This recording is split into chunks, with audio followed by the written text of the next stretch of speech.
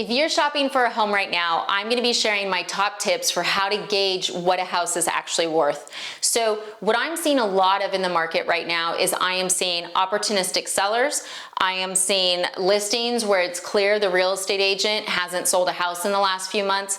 I am seeing a shift in the market, right? And it depends on where you are. So what I'm going to do is I'm going to walk you through what I talk to with clients. You know, a lot of times I'll have a client call me, they'll be like, Jen, I'm never gonna find anything. This market's so crazy. And I'm like, okay, let's go to Zillow. And we go to Zillow and we look at the market together. Now, in my world, so if you're not familiar with me, I'm a mortgage lender. I'm licensed in 47 states, almost 49. All I do is mortgages, dealing with real estate agents, helping clients find their dream homes all day long. That's it. That's all I do. And then after work, I spend hours and hours on Zillow looking for properties for myself. Yes.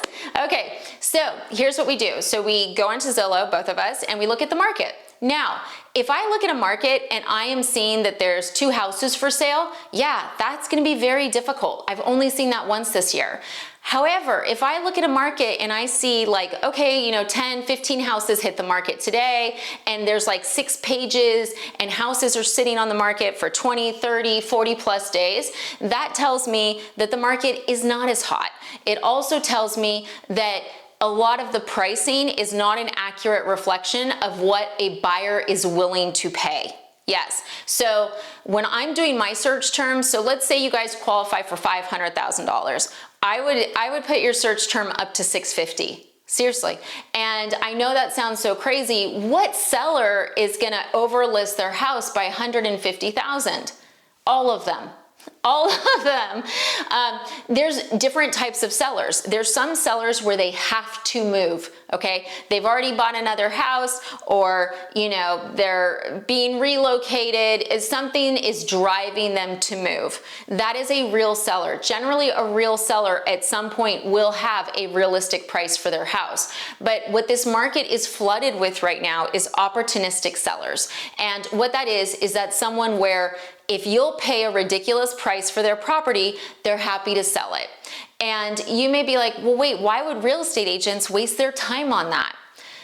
Because they want a paycheck. It's that simple. Like, you know, we always joke about buying the listing, and what buying the listing is where instead of showing the seller comparable sales and being like, hey, this is what your house is worth, this is a realistic view of what we can get for it, they go, how much do you want? And the seller goes, I want $2 million. And the realtor knows it's only worth $1 million. It might get 1.1 on a good day. And they go, no problem, sir. Okay. And the reason they say no problem, sir, is not because they think they're going to get 2 million. I mean, there's a chance, but it's because they also know that with most sellers, you know, once they have to clean their house 15 times, you can get them to start reducing their price. Okay. And the realtor's goal is to ultimately sell that house to get a paycheck.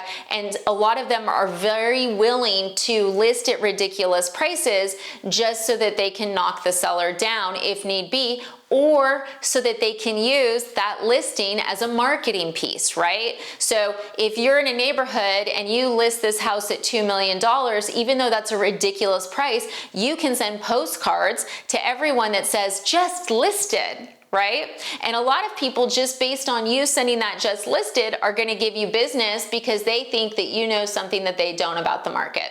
So sometimes those listings where you can't figure it out, that's what's going on. The biggest mistake that people make is they assume that the list price of a house is based on data and the market. It's very rare that the actual list price is based on those 2 factors. You can never underestimate greed and emotion. Never. Never. So what I always do is, let's say I see a house. Let's say that you're qualified up to 500 and I'm looking at a house and it's 550. It's your dream house, but it's too expensive. What I'm going to be looking at, how long has it been on the market? I'm also going to go straight to the price and tax history on Zillow. The reason I'm doing that, and I'm doing it more and more, is it gives me the history of if the house has ever been listed before. So in some cases, I'll see like, you know, bought in 2019 for $400,000. listed 2021, for 550, right? And you're like, okay, did they do any improvements to the house? Has the house been renovated? If someone buys a house for a much smaller amount and then they renovate it, okay, that's fair. But if someone buys a house at a much lower price, they do nothing and they're expecting to make that sort of gain, it's not super realistic right now. Okay, if it was realistic, that house would have gone into contract within the first 7 days.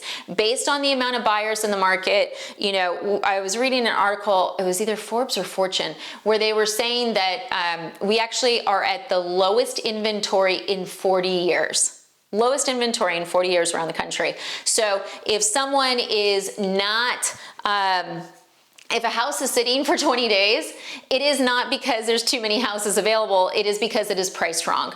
And I as a buyer, I'm always gonna write a lowball offer, every time. If something's been on the market for a while, it's fair game. It's gonna help me figure out real quick if I've got a real seller or not.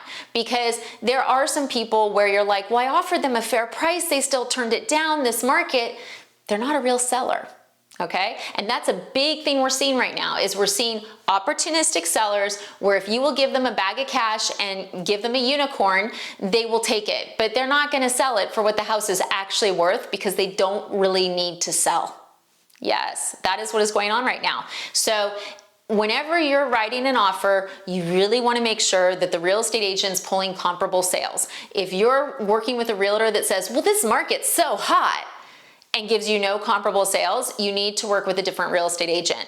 You need to know what the comparable sales are, because the way that the pricing I'm seeing across the country right now is, it's not based on data, it's based on dreams, it's based on unicorns, it's based on what the market was in March, not what the market is in September. So as always, questions, comments, feel free to reach out. If you guys are like, I kind of get it, but Jen, will you just show me how to do it? Just give me a call, book a time on my calendar. We have so much time available on my calendar because I do it in 15-minute increments and I keep my calendar open for you guys all the time. So please reach out. We are here to help. Thanks for watching.